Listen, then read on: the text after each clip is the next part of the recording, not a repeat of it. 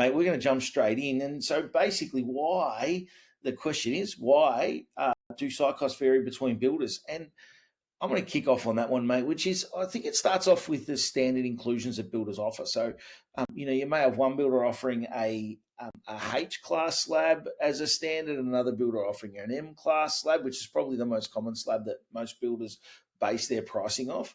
But that's going to vary the cost significantly. And what does that look like? Difference between H and M could be, depending on the size of the footprint of the house, somewhere between, let's just call rough figures, 5 to 10 grand, could be more. Just in that item alone. So all of a sudden, your site costs are out by 5 to 10 grand, and that's a big difference, right? Some of the other ones, some builders will give you an overall figure. They say site costs, and it might pick up some of the council requirements related back to building specifically to that site. They say all that figure, it's 20 grand or 30 grand, whatever their number is.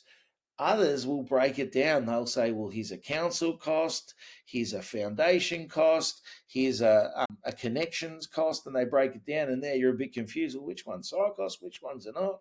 They're telling me that's not site cost, but the other guy's telling me it is. So they will vary that amount again. A few more like that. Some builders fix their site costs, so they'll say, great, it's fixed. Others won't fix them at all. They'll put in an allowance, and then once they get the key information, being a soil test and level survey, and they may want some of the connection details from the property services information, so find out where pipes are and how deep they are, sewer, water, etc., all those connection points, and then they'll fix that price. They may also want an engineered slab design, and what you've got to realise is engineers are very much involved in this part of the process, and we'll talk about it as we go, but that's going to make a big difference to those costs. Some of those fixed site costs are fixed, but they've got exclusions. So fixed, but some things aren't fixed. I don't know if that's quite fixed, but anyway, that's sometimes the case.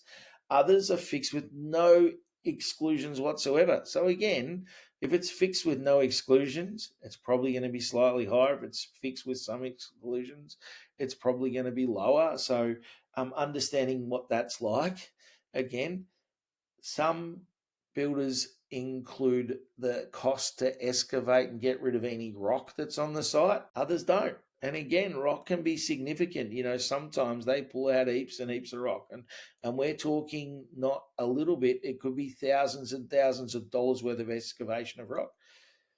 That's sometimes included and other times it's not. So that's why you're going to get these varying.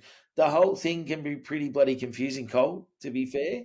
Tell us a bit about some of the other things that you think that sit in that lineup, mate.